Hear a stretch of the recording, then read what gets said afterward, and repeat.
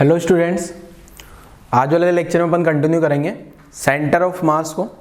Last lecture में मैंने centre of mass का आपको कैलकुलेशन सिखाया था कंटिन्यूस बॉडी का। Continuous body means extended object या कंटिन्यूस मास सिस्टम, उनका सेंटर ऑफ मास की कैलकुलेशन अपन लास्ट लेक्चर में कर चुके हैं बच्चों, ठीक है। उससे पहले वाले लेक्चर में पॉइंट मास का सेंटर ऑफ मास निकाला था, तो आज वाले लेक्चर में भी करते हैं कंटिन्यू जो सेंटर ऑफ मास की कैलकुलेशन जो मैं आपको समझा रहा था बच्चों। बट आज वाले लेक्चर में क्या है, देखो इस एक क्वेश्चन तो मैं आपको पिछले लेक्चर में करवाया था, रोड का centre of mass a plus B X वाला, और उसके बाद मैं कुछ आपको ज्योमेट्रीज बताया था, उनके सेंटर ऑफ मास मैंने बोला था ये याद रख लीजिएगा आप लोग, और शायद आप लोगों ने याद भी कर लिए होंगे। और अगर याद कर लिए हों और अगर आपको याद है तो बिना देखे रफ में एक बार लिख के जरूर देखो, आपको याद रहे वो या फिर भूल गए, एक बार लिख के देख लीजिए जल्दी से बच्चों, ठीक है। चलो और आगे बढ़ते हैं। तो आज वाले लेक्चर में अपन क्या है ना, वही उसके क्वेश्चन करने वाले हैं, उसी से रिलेटेड और कुछ आगे की कहानी और समझेंगे। तो देखो क्या है फर्स्ट क्वेश्चन सोल्व करता हूँ बेटा मैं। आसान सा क्वेश्चन होगा, आप लोगों को देखना है जरा क्या हो सकता है क्वेश्चन का आंसर। मान लो ये है अपने पास एक्स एक्सिस, ये अपने पास एक्स एक्सिस आ गई बच्चे, और ये आ गई अपने पास वाई एक्सिस, ठीक है। और यहाँ पे ये 0,0 आप सबको समझ आ रहा होगा। अब यहाँ एक रेक्टेंगुलर प्लेट है बच्चे, क्या है, एक रेक्टेंगुलर प्लेट। ये रेक्टेंगुलर प्लेट है, बस इस प्लेट की क्या खास बात है, इस प्लेट में ये एक पार्ट नहीं है, सिमेट्रिकल दिख रहा है, आपको इसको सिमेट्रिकल मान लेना, ठीक है ना। इस प्लेट में अगर देखा जाए ना तो ये जो प्लेट है इसमें रेक्टेंगुलर प्लेट का एक पार्ट ये मैंने काट दिया, ये इस टाइप का, ठीक है। मीन्स यहाँ से यहाँ तक की डिस्टेंस a है और यहाँ से यहाँ तक की डिस्टेंस भी a है, यहाँ से यहाँ तक डिस्टेंस a मान लेना है और यहाँ से यहाँ तक डिस्टेंस भी a मान लेना है, ठीक है। ये जो पूरा रेक्टेंगल था ना, पूरा बड़ा सारा ऐसा रेक्टेंगल था ये, ठीक है। इस रेक्टेंगल में से मैंने क्या किया, इसका ये वाला पार्ट हटा दिया, ये वाला पार्ट कट कर दिया इसका। अब ये वाला पार्ट कट करने पे इसका जो सेंटर ऑफ मास होगा ये कौन से पॉइंट पे होगा ये आपको बताना है। इतना पार्ट कट कर दिया, अगर ये पूरा पार्ट होता ना, ये वाला पार्ट भी होता तो ऑब्वियसली इसका सेंटर ऑफ मास यहाँ कहीं होता। अब आप ये बताओ कि इसका सेंटर ऑफ मास किधर शिफ्ट हो गया होगा। जैसे मैं इन पॉइंट्स को नाम दे दूं, ये जैसे पॉइंट को नाम दे दिया O A B C D E F G। अब मैं क्या कर रहा हूं बेटा, अभी इसका centre of mass O point पे होगा क्या, अभी इसका centre of mass O point पे होगा, और जैसे ही मैं ये वाला पार्ट कट करता हूं, अब आप अपना दिमाग लगा के बताओ जरा, इसका ज्योमेट्री का सेंटर ऑफ मास कौन सी लाइन पे शिफ्ट हुआ होगा, कौन सी लाइन के अलोंग इसका सेंटर ऑफ मास शिफ्ट हो गया होगा, सोचो जल्दी से। बहुत आसान क्वेश्चन है बच्चों, अगर आप सोचोगे, थोड़ा सा भी दिमाग लगाओगे, कॉमन सेंस लगाओगे तो इसका आंसर आ जाएगा। तो ऑब्वियसली देखो, अगर ये पूरा मास होता तो सेंटर ऑफ मास यही होता। अब ये मास गायब हो गया, मतलब इस लाइन पे शिफ्ट हो गया होगा सेंटर ऑफ, मतलब यहाँ कहीं इस लाइन पे सेंटर ऑफ मास आएगा, मतलब आपका आंसर आएगा ओडी लाइन के along centre of mass shift हो गया होगा। तो ऐसे यहाँ पे इसका सेंटर ऑफ मास कहीं ना कहीं आएगा। तो आपसे क्वेश्चन में पूछा गया है find centre of mass, find centre of mass of given 2D given object. अब ये जो ऑब्जेक्ट है ना ये 2D है, ब्रैकेट में लिख भी देता हूँ, 2D ऑब्जेक्ट है, ठीक है। तो अब ऐसे सिचुएशन में आपको क्वेश्चन कैसे सोल्व करना है इसको मैं बता देता हूँ, किस टाइप से इस क्वेश्चन के साथ में डील करनी होगी आपको।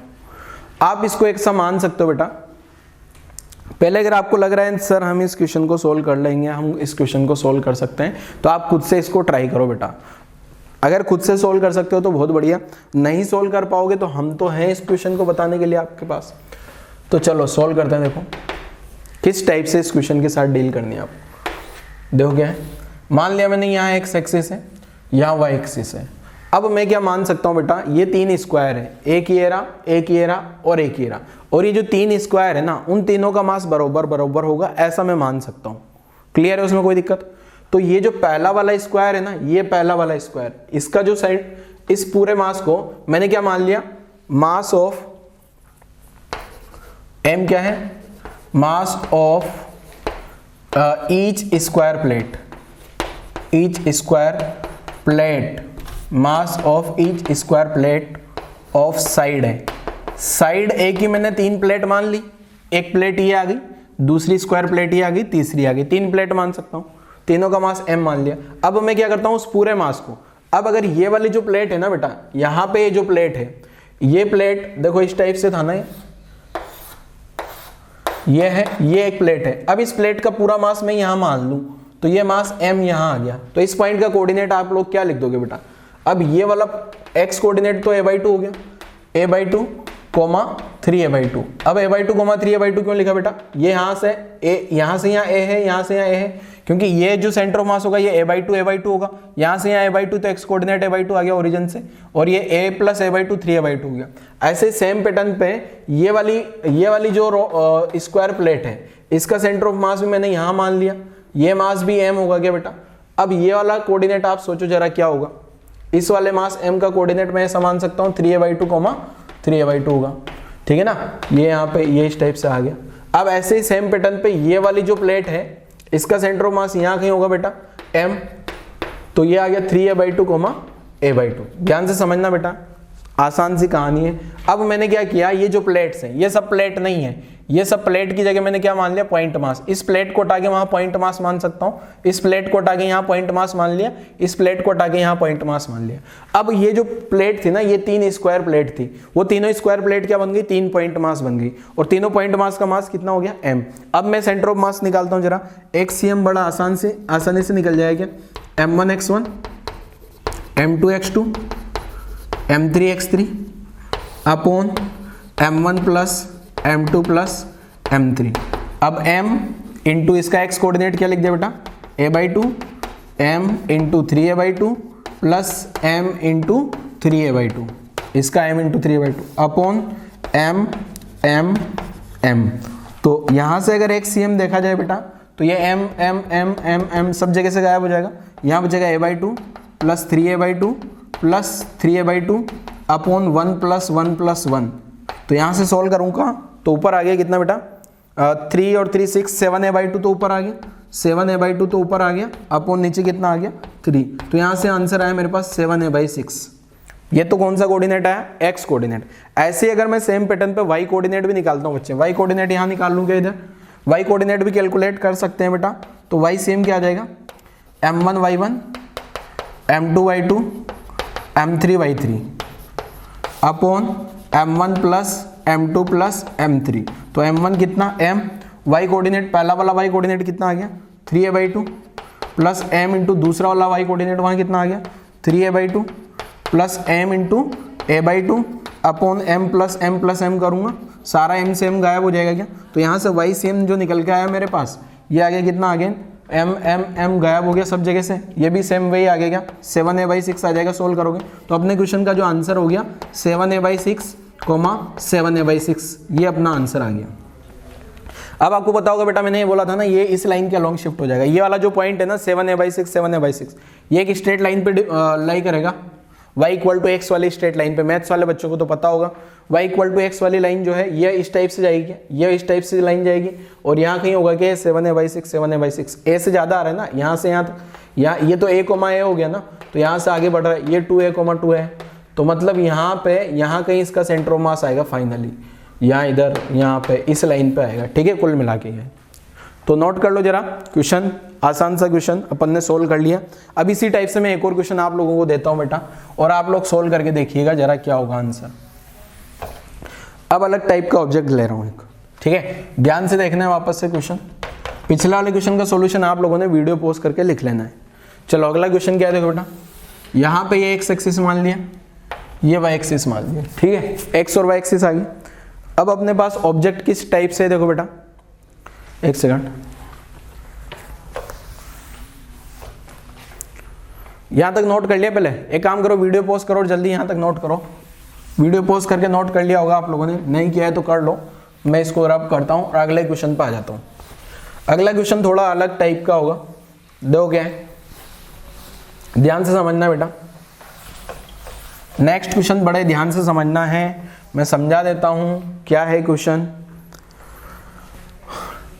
अब क्या है क्वेश्चन बेटा, आप लोगों ने एक शीट देखी होगी ना, शीट समझते हो, चद्दर की शीट हो गई या प्लास्टिक की शीट हो गई या कोई भी मटेरियल की शीट है, जैसे मान लो वुडन शीट है, मैं बताता हूँ आपको, वुडन शीट है मेरे पास, ये इस टाइप की वुडन शीट है, पूरी ऊपर नहीं ला सकता मैं, ये वुडन शीट आपको दिख रही होगी इस टाइप से, देखिए वुडन शीट, इस टाइप की कोई भी शीट है, कोई भी मटेरियल की शीट हो सकती है वो, और वो बहुत लंबी सारी सी शीट है अपने पास। अब उस शीट में से मैंने क्या किया, एक तो स्क्वायर कट किया, क्या कट किया बेटा, एक तो स्क्वायर, और ये रहा अपने पास स्क्वायर, ये स्क्वायर आ गया,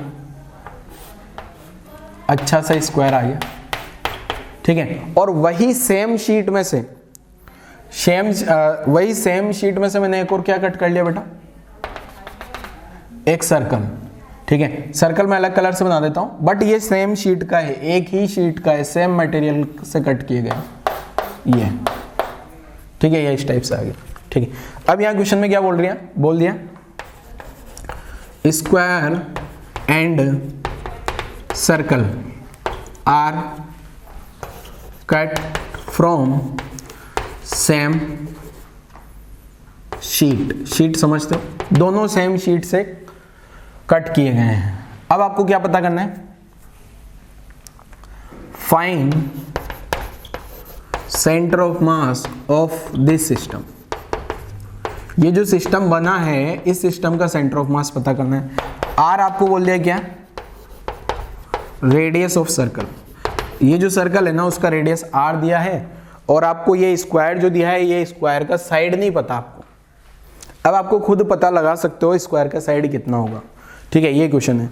अब इस क्वेश्चन में दिक्कत ये है बेटा, जो अपन ने पिछला क्वेश्चन सोल्व किया था उस क्वेश्चन में तो क्या था, 3 के 3 स्क्वायर बने थे, 1 2 तीनों के तीनों क्या बन गए थे अपने पास, स्क्वायर, तो तीनों स्क्वायर का मास सेम सेम हो गया था। बट यहां क्या होगा बेटा, इसका मास और इसका मास सेम नहीं होगा, दोनों का मास डिफरेंट होगा। तो एक तो इस क्वेश्चन को सोल्व कैसे किया जाए, तो मास डिफरेंट होगा, तो अपन एक काम करेंगे, दोनों का मास अलग अलग मान लेंगे, एक का मास m1 एक का मास m2।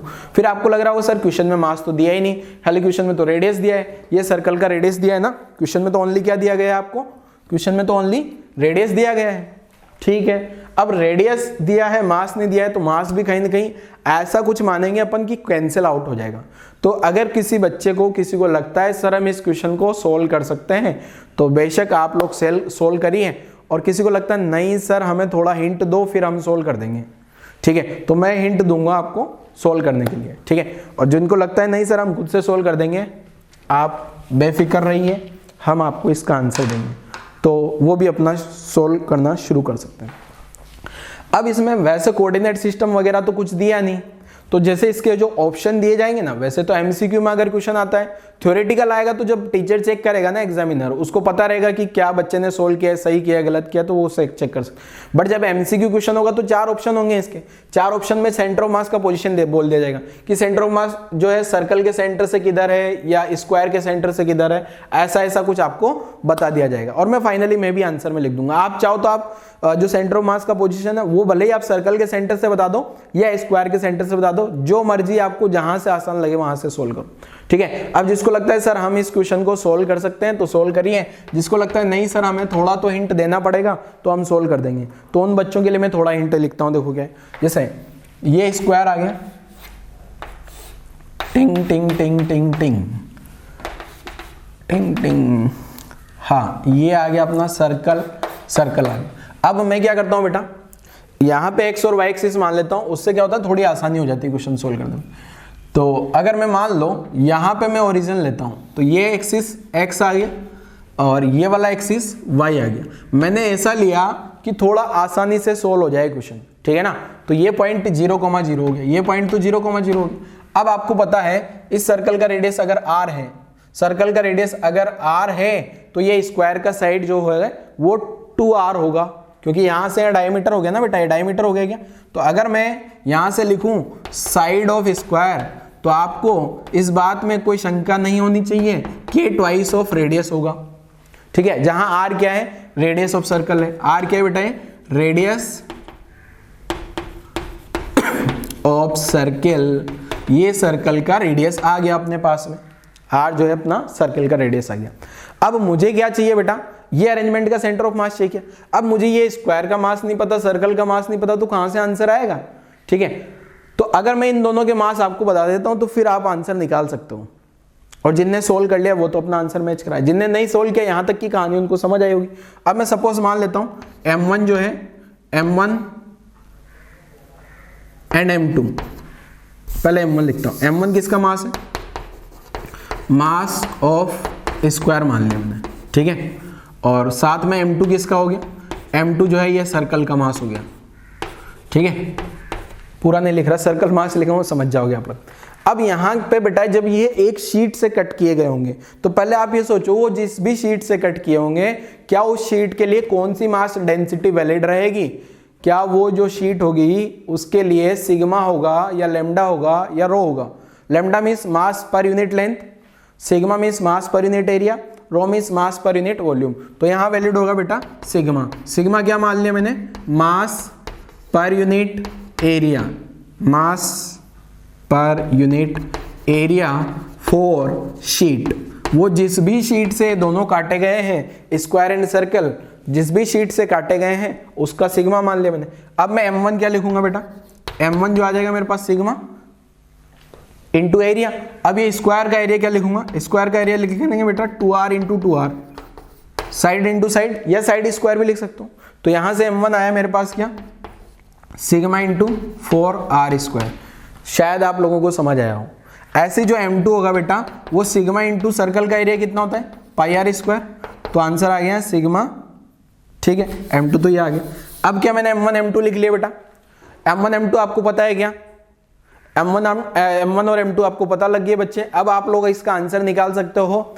सर्कल का स्क्वायर का सेंटर ढूंढो, यहाँ मीन्स m1 मास को यहाँ ओरिजिन पे मान लोगे, m2 मास को यहाँ मान लोगे, और मुझे पता है सेंटर ऑफ मास इसका x एक्सिस पे लाई करेगा। ये सिमेट्री से मैं बता सकता हूँ जो सेंटर ऑफ मास होगा वो कहाँ लाई करेगा, x एक्सिस पे। मीन्स उसका y कोऑर्डिनेट तो 0 हो गया। बस मुझे पता क्या करना है, एक्सियम। अगर एक्सियम आ जाएगा तो आंसर आ जाएगा क्या, और वो जो एक्सियम आएगा वो x कोऑर्डिनेट आ गया। और वो डिस्टेंस कहाँ से होगी, क्वेश्चन में तो कोऑर्डिनेट तो दिए नहीं, वो डिस्टेंस कहाँ से होगी, स्क्वायर के सेंटर से, ठीक है। तो जरा सोल्व करिए, सोल्व करो क्वेश्चन को। आसान क्वेश्चन है, अब इसमें कुछ नहीं बचा क्वेश्चन में। अब यहां तक सोल्व होने के बाद में अगर आपको यहां तक क्वेश्चन समझ में आ गया तो आगे खुद से सोल्व कर सकते हो आप।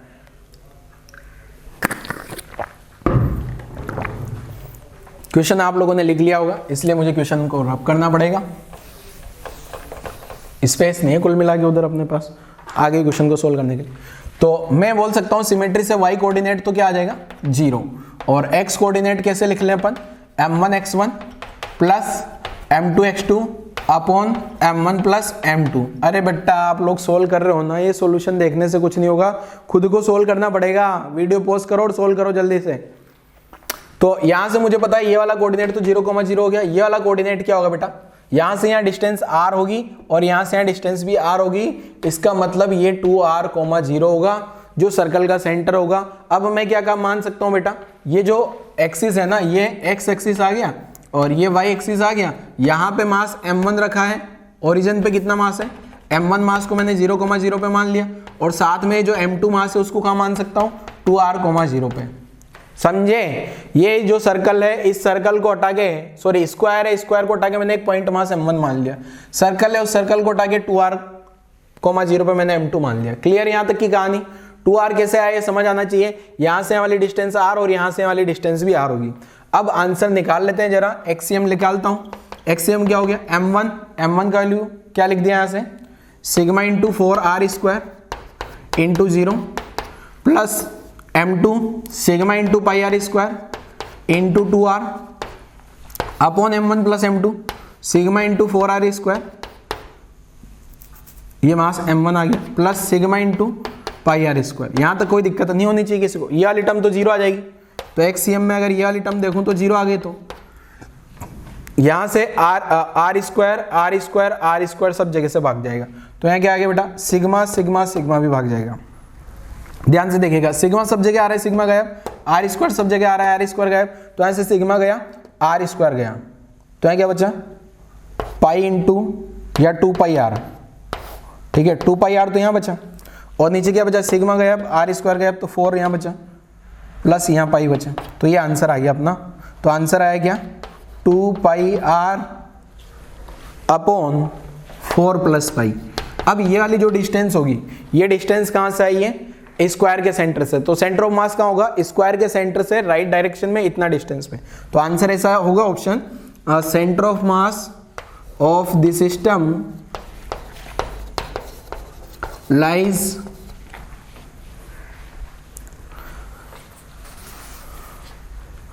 To pi r upon 4 plus pi distance from square. अब कौन सी डायरेक्शन में ये समझ आ रहा है, ये ऑप्शन दिया होगा तो आप समझ लोगे। तो centre of mass the system lies 2 pi r upon 4 plus pi distance from square, square centre, square का जो सेंटर होगा उससे इतना डिस्टेंस पे होगा। नोट कर लो जरा यहां तक की कहानी, यहां तक की कहानी नोट करो जरा।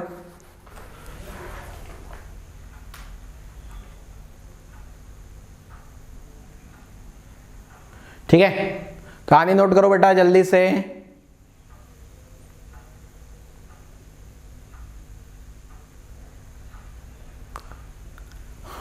चलो अगले क्वेश्चन पे आ जाएंगे बेटा। तो कहानी आपको समझ में आ गई होगी। इस टाइप के और भी क्वेश्चन बन सकते हैं बेटा। अभी तो मैंने ये इसी, अगर मान लो यहाँ पे सॉलिड स्फीयर होता तो सिग्मा की जगह क्या आ जाता अपने पास, रो। सिग्मा की जगह क्या आ जाता, रो आ जाता बेटा, ठीक है ना, सॉलिड स्फीयर होता तो। और हो सकता है कौन हो, तो कौन होता तो भी, सॉलिड कौन होता तो भी रो आ जाता, ठीक है। तो यहाँ तक की कहानी लिख डालो बच्चों जल्दी से, फिर अगले क्वेश्चन पे आ जाते हैं अपन। नेक्स्ट क्वेश्चन क्या है देखो, यहाँ तक की कहानी आप लोगों ने लिखा होगा, आगे बढ़ते हैं। नेक्स्ट क्या है देखो,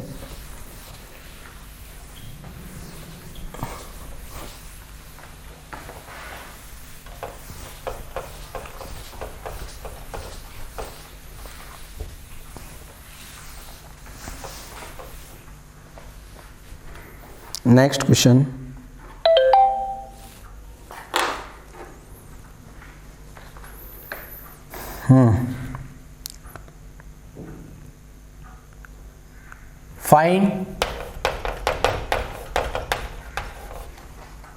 find the position of center of mass of the uniform solid sphere with cavity। ठीक है, और R जो दिया आपको रेडियस ऑफ ऐसे सॉलिड स्फीयर। ठीक है, किसी टाइप से क्वेश्चन ध्यान से समझना जरा बच्चे। मैं क्वेश्चन में यहाँ पे डायग्राम भी बना देता हूँ ताकि आपको कोई कंफ्यूजन नहीं रहेगा। बहुत ध्यान से समझने की जरूरत है बेटा। x, एक काम करता हूँ, अगेन मैं XY कोऑर्डिनेट नहीं बना रहा हूँ, आपको आंसर वैसे ही लिख देना जैसे मैंने पहले लिखा था। अब देखो है क्या है, सॉलिड स्फीयर में जो कैविटी है वो किस टाइप से है। Find the position of centre of mass of uniform solid sphere with cavity. ये ऐसा सॉलिड स्फीयर है बेटा, ठीक है। अब ये सॉलिड स्फीयर का सेंटर आ गया। अभी सॉलिड स्फीयर इसलिए नहीं बना रहा हूँ क्योंकि पहले इसमें कैविटी बनाऊंगा। ये कैविटी आ गई, ये इस टाइप की कैविटी है, बाकी ये सॉलिड स्फीयर पूरा एज इट इज है। सॉलिड स्फीयर आप लोग जानते हो। अब सॉलिड स्फीयर में ऐसा कैविटी आ गया तो इसका सेंटर ऑफ मास कहाँ होगा बच्चे। अगर मान लो, मुझे पता है क्वेश्चन अलग है, आप लोगों से नहीं होगा, पर टेंशन लेने की जरूरत नहीं है, मैं बताऊंगा सॉल्यूशन। ठीक है, क्वेश्चन के सॉल्यूशन की टेंशन मतलब मैं बता दूंगा। ठीक है, अभी आपको क्या करना है देखो, अभी आपको समझना है बस। ठीक है, ये कैविटी यूनिफॉर्म है सब कुछ, ये सर्कल का सेंटर है, स्फीयर का सेंटर है यहीं पे C। ठीक है, R इसका रेडियस मान लेना है। देखो मैं कैसे बता रहा हूं बेटा, सबसे पहले तो ये समझो कि अगर मान लो ये पूरा का पूरा स्फीयर होता तो कोई भी बता देगा बेटा इसका सेंटर ऑफ मास कहाँ आएगा, इसका सेंटर ऑफ मास तो यहाँ आने वाला था।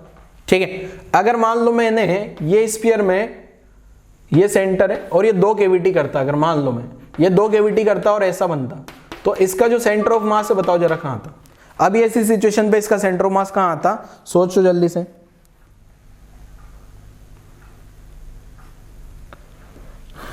ठीक है, इसका सेंटर ऑफ मास कहाँ आता अभी बताओ जल्दी। अगर दो कैविटी बराबर बराबर की कैविटी कट की गई होती तो सेंटर ऑफ मास अगेन बेटा इस लाइन पे होता क्या, और ये यही पॉइंट पे सेंटर ऑफ मास आता, ये वाले पॉइंट पे सेंटर ऑफ मास था। ये वाले पॉइंट पे क्यों होता है बेटा? क्योंकि ये सिमेट्रिकल है ना, इधर मास नहीं है इधर मास नहीं, जैसा मास ऊपर वैसा ही मास नीचे, तो अगेन सेंटर ऑफ मास जो होता वो यही होता, ऊपर वाला मास नीचे वाला मास, सिमेट्री देखनी होती है बेटा, ठीक है। अब इसमें सेंटर ऑफ मास किधर जाएगा ये बताओ जरा।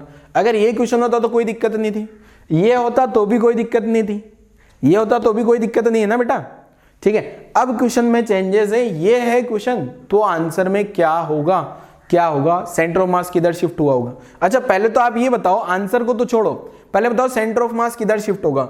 मींस ये ऐसा अगर मैं केविटी लगा दूं, ये इस टाइप का केविटी लगाने पे सेंटर ऑफ मास यहां से किधर शिफ्ट हुआ होगा, लेफ्ट या राइट। ऑब्वियसली ये यहां का मास गायब हो गया तो इधर शिफ्ट होगा ना, तो इधर कितना शिफ्ट हुआ होगा ये पता करते हैं जरा, सेंटर ऑफ मास कितना शिफ्ट हुआ होगा, क्योंकि मुझे क्वेश्चन में तो एग्जैक्ट पोजीशन बतानी है ना।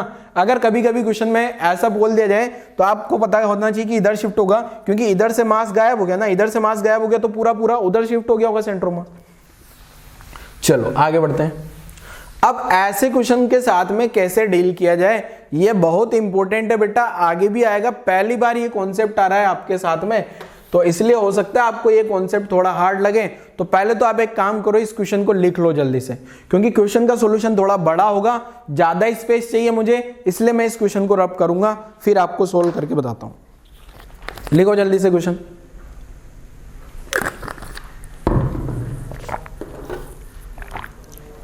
और जिनको लगता है नहीं सर हमसे नहीं होगा कोई दिक्कत नहीं है, ठीक है, हम सोल्व करने के लिए बैठे हैं ना बेटा, हम सोल्व करके बता देंगे तुम्हारे क्वेश्चन का आंसर, ठीक है। चलो शुरुआत करें। आप लोगों ने सोल्व तो करना ही नहीं है, तो लिख तो लिया होगा बहुत आसानी से। चलो शुरुआत करते हैं, क्वेश्चन को सोल्व करते हैं। अब ये जो मैं मेथड से सोल्व कर रहा हूं, ये क्वेश्चन मैं जिस मेथड से सोल्व कर रहा हूं वही मेथड से सेम मेथड से आज के लेक्चर का फर्स्ट क्वेश्चन था ना, वो भी सोल्व किया जा सकता है, बट वो तो मैंने आपको इजी मेथड से सोल्व करना सिखा दिया ना, तो इतना कॉम्प्लेक्स मेथड पे जाने की जरूरत नहीं है, ठीक है। जो फर्स्ट वाला क्वेश्चन था आज के लेक्चर का, वो तो मैंने कितना इजी मेथड से सोल्व कर दिया, वो आपको समझ में आ गया होगा। ये जो मेथड बता रहा हूं बेटा, ये मेथड आपको आगे भी बहुत हेल्प करेगा, आगे भी बहुत सारे चैप्टर में इस मेथड को अपन यूज करेंगे, अगले चैप्टर में भी काम आएगा, 12th में भी काम आएगा, इसलिए मेथड को बड़े ध्यान से समझना है। हाई कंसंट्रेशन रिक्वायर्ड है, 100% कंसंट्रेशन चाहिए मुझे आप लोगों की, अगर इस क्वेश्चन को आपको समझना है तो अच्छा क्वेश्चन है, आज के लेक्चर का सबसे मजेदार क्वेश्चन। देखो क्या है, सबसे पहले तो इसको वो में बोला जाता है concept of negative mass, concept of negative mass, ठीक है। नेगेटिव मास कॉन्सेप्ट क्या है अब ये समझ लेते हैं, क्वेश्चन समझाऊंगा तो वो नेगेटिव मास कॉन्सेप्ट भी समझ में आ जाएगा। हकीकत में किसी का मास नेगेटिव नहीं होता, किसी का मास नेगेटिव होता है क्या बेटा? आज दिन तक आपने कोई ऐसा इंसान देखा है जिसका मास -30 kg हो? कोई बोलता है क्या नेगेटिव? मास तो हमेशा पॉजिटिव हो जाता है। फिर ये क्या पढ़ा रहे हो सर आप कंसेप्ट ऑफ नेगेटिव में, ये क्या चल रहा है, ये कुछ समझ नहीं आ रहा सर क्या चल रहा है। अरे ये इमेजिनरी सिचुएशन है बेटा, ठीक है, क्या ये एक इमेजिनरी सिचुएशन, अपन ऐसा इमेजिन कर लेंगे, अभी आपको समझ आएगा। देखो क्या समझाना चाह रहा हूं मैं, अगर मान लो मेरे पास में ये जो मैंने दिया आपको सॉलिड स्फीयर, ऐसा दिया था कि बेटा ये ऐसा सॉलिड स्फीयर दिया था मैंने आपको, ये ऐसा solid sphere.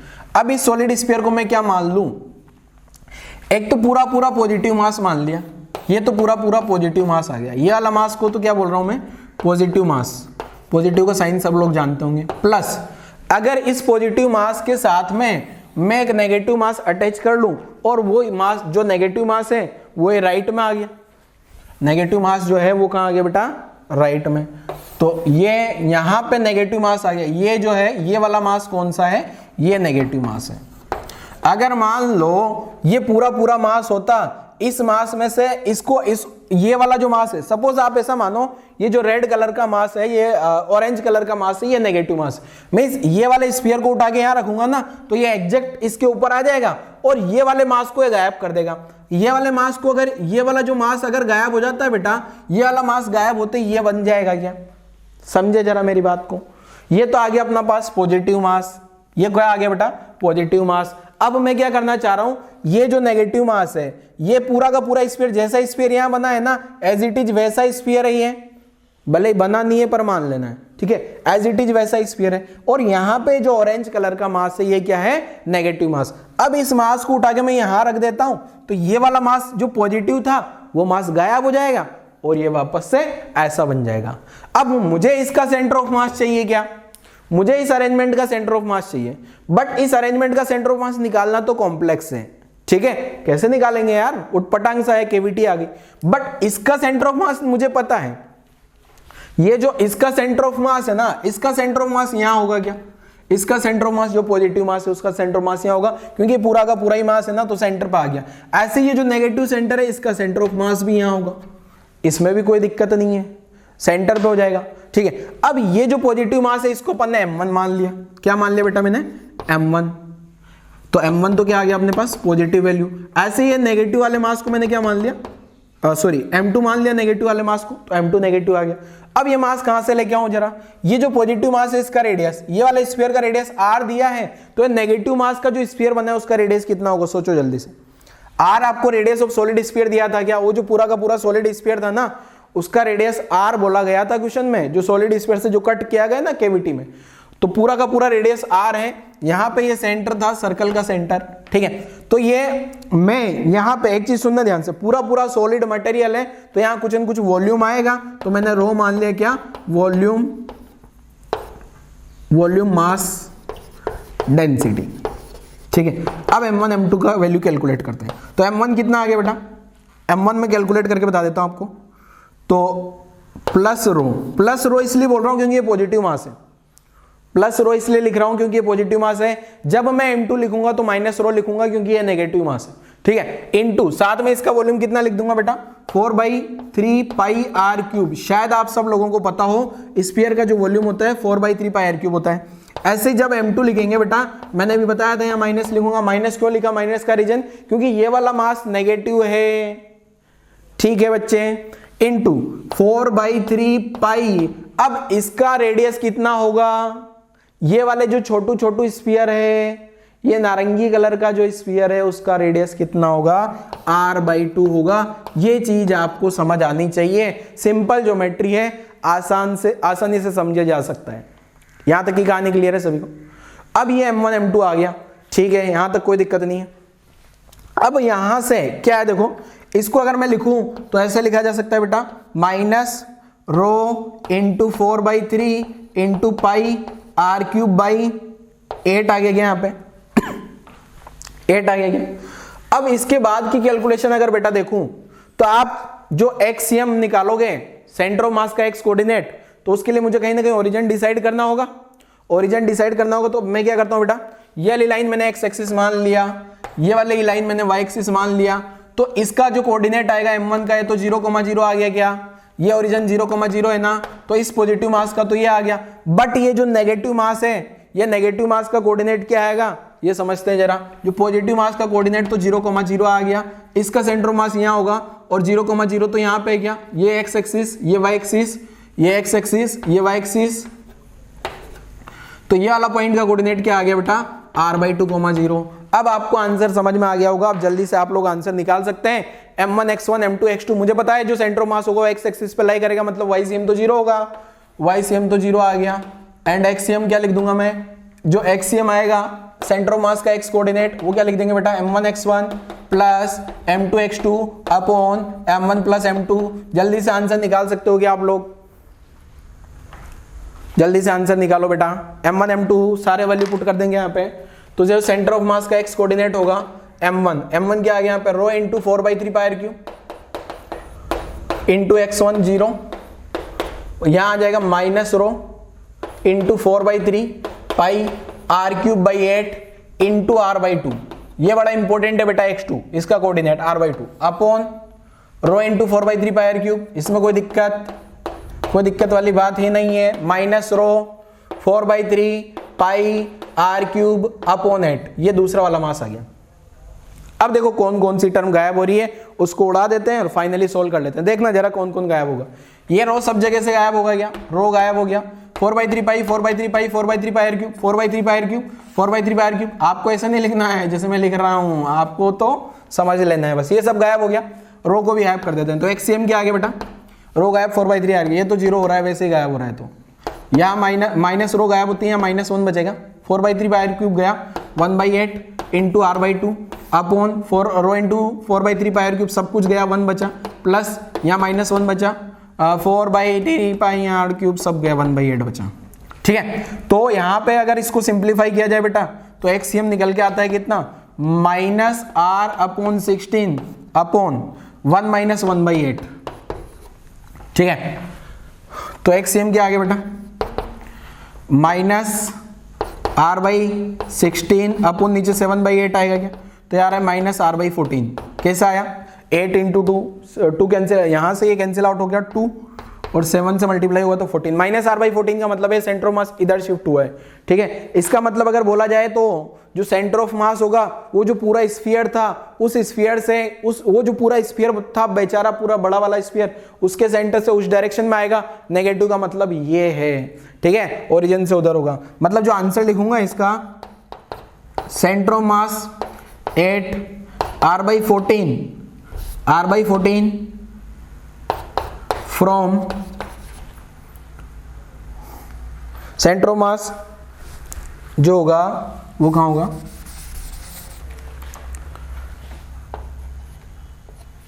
Centre of mass 8 r/14 from centre of sphere, और लेफ्ट साइड भी लिख देना है, लेफ्ट साइड भी लिख देना है, यहाँ पे लेफ्ट साइड में आएगा। ठीक है ना, जगह बची नहीं इसलिए मैंने ब्रैकेट में लिख दिया। Centre of mass 8 r/14 from centre of sphere, centre sphere के सेंटर से, अब मुझे भी पता है उधर ही होना है वो तो, पर फिर भी बता दें। अच्छा, कभी कभी केविटी के सेंटर से भी पूछ लिया जाएगा, केविटी सेंटर से पूछ लिया तो निकाल सकते हो क्या, r/14 + r/2 कर देना, आंसर आ जाएगा। तो कहानी नोट करो जल्दी से, इंपॉर्टेंट क्वेश्चन है, अच्छा क्वेश्चन है, आज के लेक्चर का सबसे बढ़िया क्वेश्चन आना चाहिए।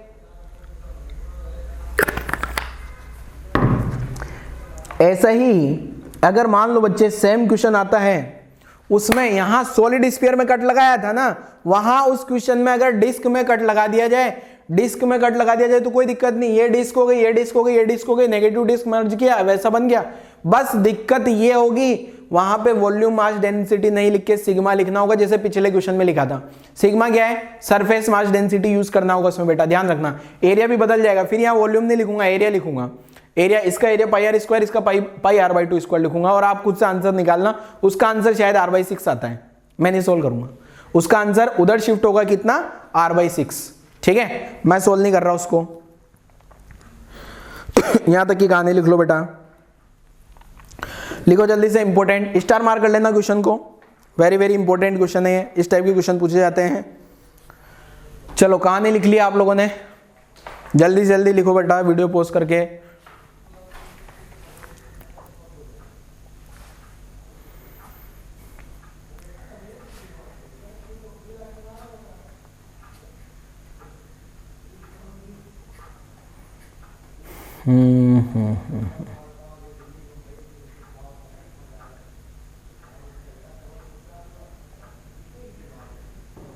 चलो ठीक है, कैलकुलेशन मैंने चेक कर लिया एक बार, लगता है सही होगा। चलो आगे बढ़ते हैं। नेगेटिव मास का कॉन्सेप्ट था ये बेटा, इसी को अगर आप, हो सकता है कोई बुक्स में इसको लिखा हो, कॉन्सेप्ट ऑफ नेगेटिव मास, और फिर बड़ा सा डायग्राम बना बनू के कैलकुलेशन कर रखी है।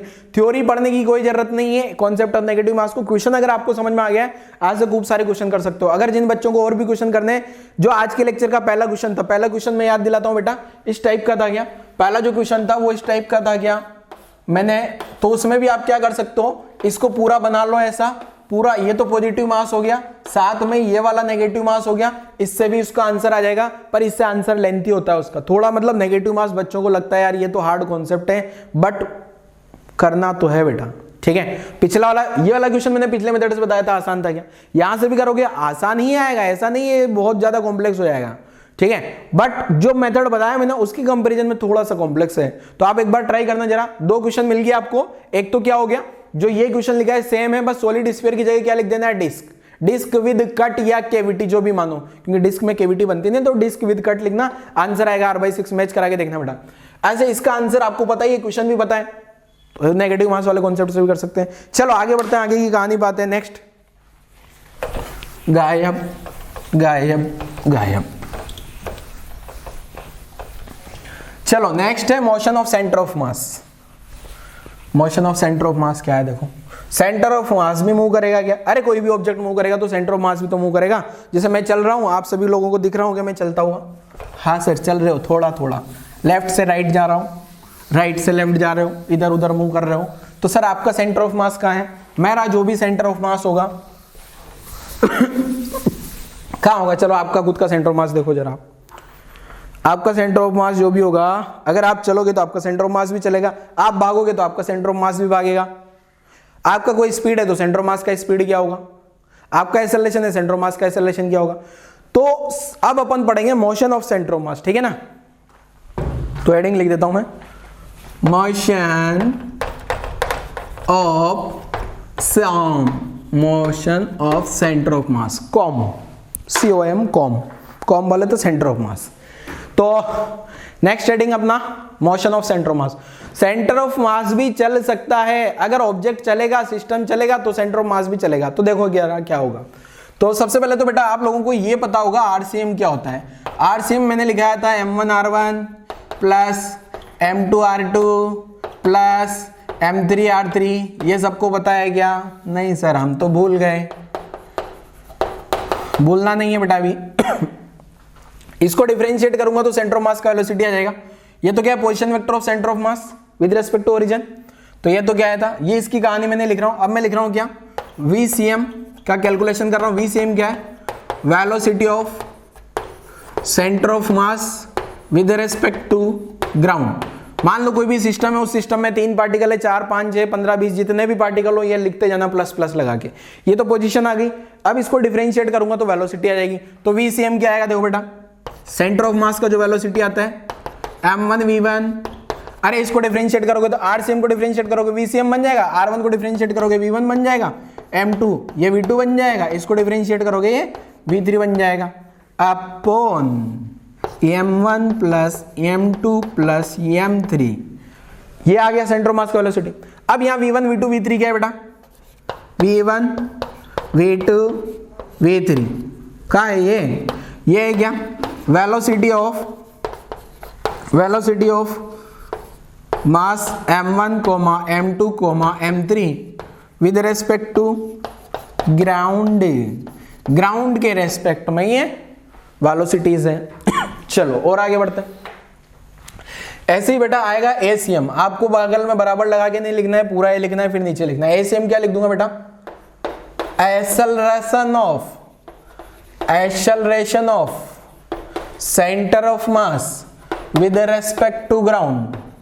ग्राउंड के रेस्पेक्ट में सेंटर ऑफ मास का एक्सेलरेशन। तो ये जो ACM आएगा बेटा, इस ACM को क्या लिखा जा सकता है? M1A1 M2A2 M3A3, ठीक है, अपॉन M1 M2 M3, ठीक है। तो यहां पे A1 A2 A3 क्या है बेटा? A1, A2, A3 ये क्या है? एक्सेलरेशन है। ये acceleration of mass M1 M2 M3 with respect to ground. क्या कुछ हार्ड लगा क्या आपको? अरे सर हमको ये आता था तो ये और ये तो याद हो ही गया होगा। आई थिंक ये याद हो गया होगा बच्चों। अब सिस्टम कुछ भी हो सकता है, सिस्टम में जो भी मास दिए हुए हैं बस लगाना फॉर्मूला, आंसर आ जाएगा। लिखो जल्दी से, क्वेश्चन पे आ जाते हैं तुरंत से। क्वेश्चन पे आ जाते हैं बेटा। ये बहुत आसान सी चीजें हैं मोशन ऑफ सेंटर ऑफ मास की।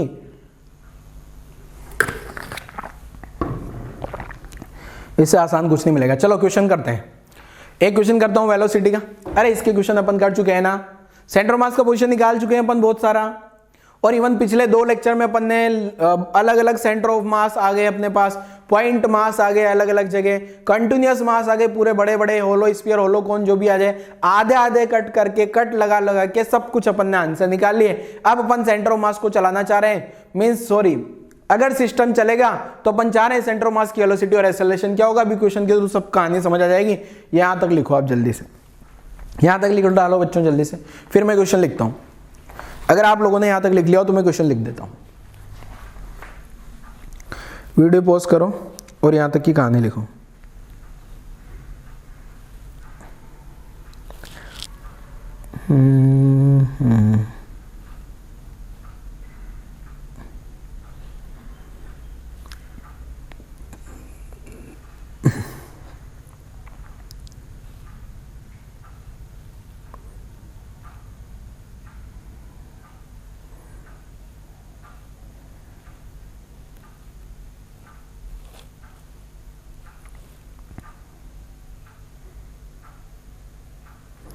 चलो सभी लोगों ने लिख लिया होगा, आगे बढ़ते हैं।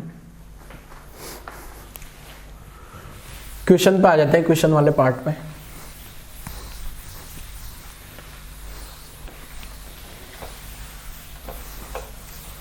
अब आपको 3 पार्टिकल दिए गए हैं सिस्टम में, हो सकते हैं 2 भी हो, 3, 4 जितने भी दिए गए हों। आपको क्या करना है, सेंटर ऑफ मास का वेलोसिटी पता करके बता देना है कितना होगा। तो चलो क्वेश्चन लिखते हैं। पहले क्या है देखो, क्वेश्चन में अपने पास में एक सिस्टम है, ये सिस्टम बना दिया अपन ने, ठीक है, सिस्टम, ये सिस्टम आ गया। अब इस सिस्टम में कौन है बेटा, एक मास आ गया अपने पास, ये मास है 2 kg का, और 2 kg का जो वेलोसिटी है वो है 3j cap minus k cap metre per second. ये 2 kg वाले मास का वेलोसिटी आ गया। ऐसे कुल मिला के यहाँ एक 5 kg का मास भी है, वो इधर भाग रहा होगा, उसका वेलोसिटी मान लिया 2i cap plus j cap metre per second मान लिया। ऐसे एक और तीसरा मास है यहाँ 1 kg का। सिस्टम में अपने पास 3 मास मान लेने हैं, इसका वेलोसिटी मान लिया आपने 3k cap metre per second only, ठीक है। अब आपसे क्या बोल दिया जाए, find velocity of centre of mass of this system. ये जो सिस्टम आपको दिख रहा है ना, इसका सेंटर ऑफ मास का वेलोसिटी क्या होगा, पता करो जल्दी से। इधर एक और क्वेश्चन लिखता हूं मैं, जब तक आप लोग इसको सोल्व करो जरा। पुली पुली पुली पे ये आ गया। आप लोग चाहो तो वीडियो पॉज करके भी सोल्व कर सकता हूं। ये एक m मास है, और एक इधर वाला जो मास है, वो वाला मास बेटा इससे n टाइम्स ज्यादा है, nm, ठीक है, m n m। या फिर एक काम करता हूं, a और b नाम देता हूं, ब्लॉक को नाम देता हूं a और b, a b, mass of block b, mass of block b is, mass of block b is n times mass of block a, ठीक है। b वाला ब्लॉक मोटू होगा, हैवी होगा, पता नहीं कैसा होगा। a और b का जो मास है वो ऐसे दिया है, mass of block b is n times mass of block a। अब आपसे बोल दिया जाए find acceleration of centre of mass, find acceleration of centre of mass of a plus B system, a plus B block, a plus B system लिख देता हूँ। मतलब अपने को सिस्टम में किस किस को कंसीडर करना है, ए और बी को। बाकी रस्सी क्या है, पुली क्या है, ऊपर का सीलिंग क्या है, धरती माता पे कौन है, इधर ट्रक चल रहा है, उन सब से अपने को कोई मतलब नहीं है। सिस्टम में किसको कंसीडर करना है, block A and block B, बस और कुछ नहीं, ठीक है। सिस्टम में किसको कंसीडर करना है, block A and block B. चलो ये वाला क्वेश्चन आप लोगों ने सोल्व किया होगा, आसान सा क्वेश्चन जैसा कि देखने से लग रहा है ये मुझे तो। VCM M1 M1V1 plus M2V2 plus M3V3, ठीक, upon M1 plus M2 plus M3, सारा वैल्यू पुट कर देते हैं ऊपर से।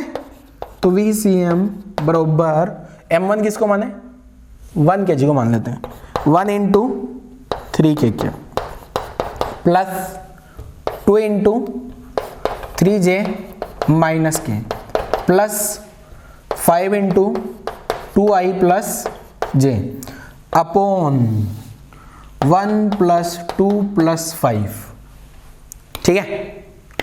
अब इसको सिंप्लीफाई करता हूं मैं। इधर क्वेश्चन आप लोगों ने लिखा होगा सोल्व करने के लिए। सर हम सोल्व थोड़ी कर रहे हैं इसको, पागल थोड़ी हैं, आप लोग करोगे ना, हम क्या करेंगे। अरे सोल्व कर ले वाला, सोल्व कर ले बेटा, इसको भी आसान क्वेश्चन है। ऐसे आसान क्वेश्चन तो लपक लिया करो तुरंत से, जैसे क्वेश्चन लिखा लपक लिया।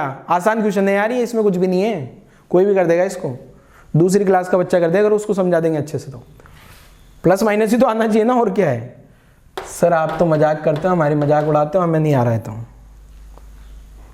कोई नहीं, ठीक है। क्या 11th क्लास के बच्चे से हो नहीं रहा सर, आप बोल रहे हो दूसरी क्लास का बच्चा कर देगा।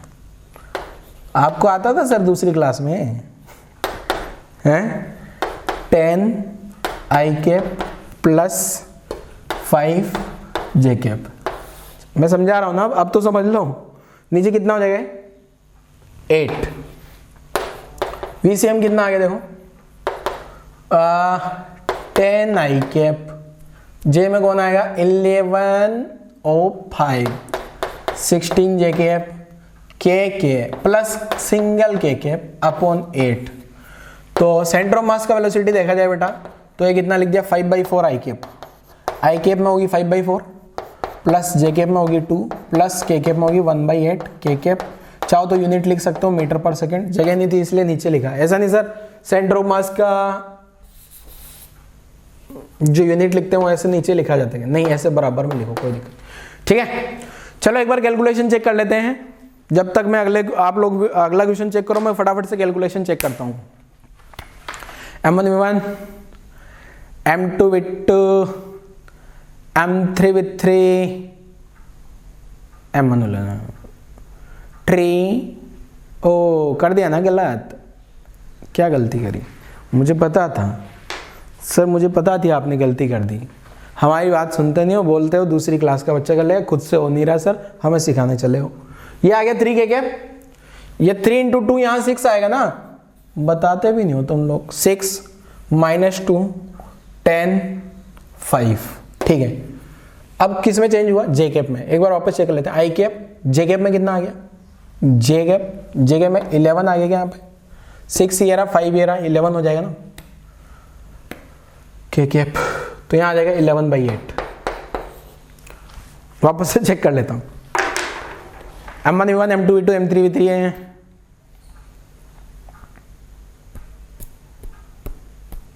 आप अगला क्वेश्चन सोल्व कर सकते हो अब, अगर आपको लगता है हाँ सर ने सही सोल्व किया है तो।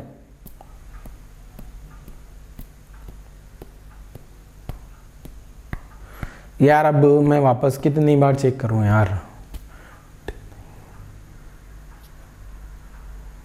मान लेते हैं सही है, कोई कैलकुलेशन एरर नहीं है।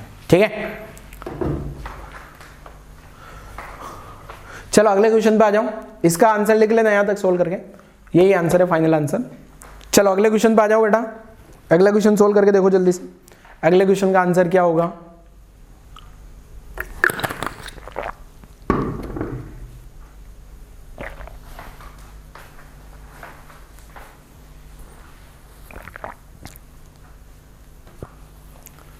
सोल्व करें। ये सॉल्यूशन मुझे गायब करना पड़ेगा। अरे अगला क्वेश्चन कैसे सोल्व करूंगा मैं? गायब, ये भी गायब, अरे सब कुछ गायब।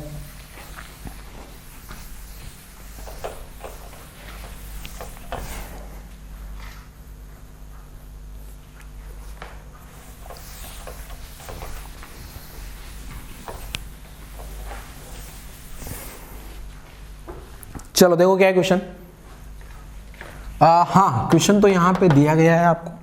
आप लोगों ने अगर सॉल्यूशन ट्राई किया है बहुत बढ़िया है, नहीं ट्राई किया है तो ट्राई करो, सॉल्यूशन मत देखो, पहले खुद से ट्राई करो। आसान क्वेश्चन नहीं है सर, कैसे पता करें? अरे बेटा आपको न्यूटन्स लॉ में मैंने एक्सेलरेशन की कैलकुलेशन करवाई। ये ब्लॉक का acceleration m1g - m2g upon m1 + m2, क्या दोनों ब्लॉक का एक्सेलरेशन मिल जाएगा? और अगर दोनों ब्लॉक का एक्सेलरेशन मिल गया तो m1a1 + m2a2 upon m1 + m2 कर दो तो सेंटर मास का एक्सेलरेशन आ जाएगा। कुछ ट्राई करना ही नहीं चाहते हमारे प्यारे बच्चे, तो कोई नहीं, हम लोग उनको सिखाएंगे। ये मान लेते हैं ए वाले ब्लॉक का मास m है और ये बी वाले ब्लॉक का मास n × m मान लिया। ठीक है n टाइम्स है ना, oh mass of the block b is n times. ठीक है ये वाला ब्लॉक a था अपने पास, ये वाला ब्लॉक b आ गया। ठीक है अब ये ब्लॉक अगर नीचे जा रहा है एक्सेलरेशन, अगर ये ब्लॉक नीचे ए एक्सेलरेशन से जाएगा तो ये ब्लॉक ए एक्सेलरेशन से ऊपर जाएगा।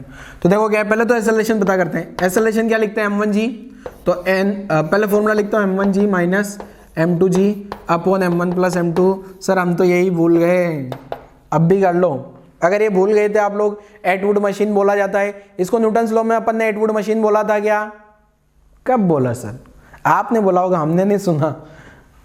मैं बोला था बेटा, फॉर्मूला भी बताया था, टेंशन का भी बताया था। T = 2m1 m2 upon m1 + m2 × g। भूल गए सर हम तो, कोई नहीं, चलो अब तो सॉल्व कर लो। अब दोनों ब्लॉक का एक्सेलरेशन आ जाएगा क्या, एक नीचे जा रहा है एक ऊपर जा रहा है, फाइनली सेंटर ऑफ मास का एक्सेलरेशन पता करना होगा फिर आपको, ठीक है। अब देखो मैंने मान लिया ये वाला ब्लॉक का मास m1 मान लिया, ये वाला ब्लॉक का मास m1 मान लिया, ये वाला ब्लॉक का मास m2 मान लिया, तो m1 की जगह क्या लिखूंगा, nm n2g minus m into g upon nm plus m, ठीक है। यहां तक की कहानी आपको समझ में आ गई होगी। चलो आगे समझते हैं जरा। एक्सेलरेशन में क्या होगा बेटा, ऊपर से mg कॉमन ले लेंगे, mg कॉमन तो यहां n-1 बचेगा क्या सर, क्या किया है, अरे यहां से m इंटू जी कॉमन ले लिया, यहां भी m इंटू जी है, यहां n बचेगा यहां 1 बचेगा क्या, ठीक है। अपॉन नीचे से m कॉमन ले लिया, n प्लस 1 बचा, m ने m को मार दिया तो एक्सेलरेशन क्या आ गया, n-1 upon n plus 1 into g. यहां तक कोई प्रॉब्लम कोई समस्या नहीं सर, समझ आ गया यहां तक की कहानी तो मैं, ठीक है। अब सेंटर ऑफ मास के एक्सेलरेशन पर आ जाते हैं। सेंटर ऑफ मास का acceleration m1a1 plus m2a2 upon m1 plus m2। अब क्या पता करना है आपने को, एक्सेलरेशन लिख लेना है दोनों का। तो एक्सेलरेशन क्या है देखो, सेंटर ऑफ मास का एक्सेलरेशन वेक्टर फॉर्म में लिख रहा हूं, तो m1 किसको माना बेटा, n इंटू एम को, n इंटू एम तो ये आ गया। अब ये जो a1 एक्सेलरेशन है, एक मिनट के लिए अपन क्या मान लेते हैं, ये नीचे जा रहा है ना, तो इसको a into minus J cap, minus J cap क्यों लिखा बेटा, ये समझ में आना चाहिए, माइनस जे कैप इसलिए लिखा क्योंकि नीचे जा रहा है। ऐसे m2 प्लस m2 क्या हो गया, m इंटू इसको a इंटू जे कैप लिख लूंगा, ऊपर जा रहा है ना, ऊपर जा रहा है तो प्लस जे कैप, नीचे आ रहा है तो माइनस जे कैप, पता होना चाहिए unit vectors, m1 n into M plus m, ठीक है। यहां तक किसी को कोई प्रॉब्लम नहीं होनी चाहिए। तो देखो क्या है, यहां से अगर लिखा जाए ACM क्या आ गया, देखो बेटा क्या क्या कॉमन ले लो, ऊपर से अगेन एम ए कॉमन ले लेंगे,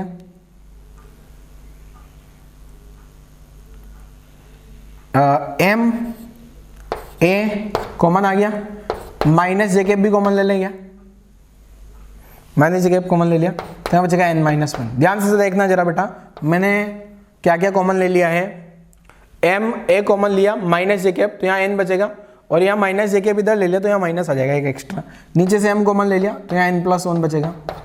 इसको इक्वेशन 1 नाम दे देता हूँ, ठीक है, इसको इक्वेशन 1 नाम दे दिया। क्वेश्चन हटा दे, क्वेश्चन थोड़ा लेंथी है, उसके लिए क्षमा चाहेंगे। अब ACM क्या आ गया बेटा, देखो यहां से सेंटर ऑफ मास का एक्सेलरेशन जो लिखूंगा मैं, वापस m से m गायब हो गया क्या, तो a into n-1 upon n-1 upon n+1, ठीक है, इनटू माइनस जे कैप। माइनस जे कैप का मतलब सिस्टम का सेंटर ऑफ मास नीचे जा रहा है, और ऑब्वियस भी जाना भी चाहिए, क्यों, क्योंकि जो हेवी मास होगा, मोटा मोटा वाला मास नीचे जा रहा होगा क्या, तो सेंटर ऑफ मास भी नीचे जा रहा होगा ना, तो माइनस जे कैप आ गया। अब ये ए की वैल्यू कहां से पुट कर दे बेटा, इक्वेशन 1 से, फ्रॉम इक्वेशन 1, ठीक है, वैल्यू ऑफ ए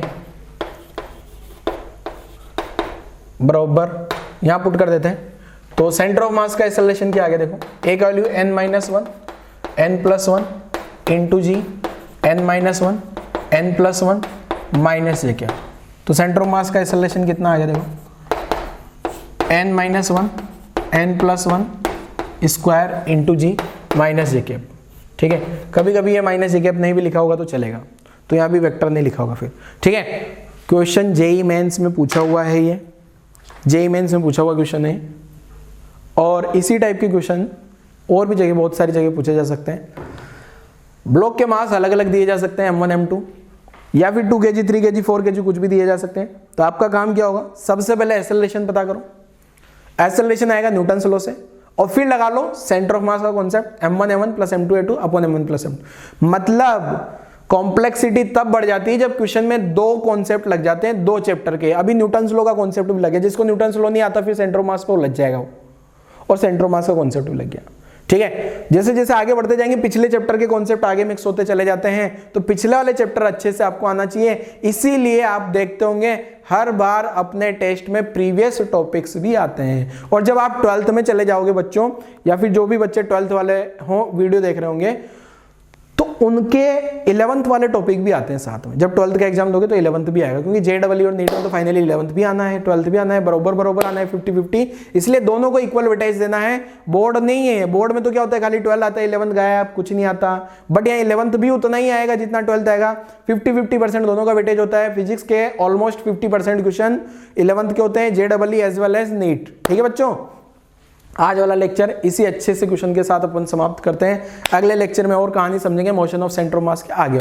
ठीक है, थैंक यू।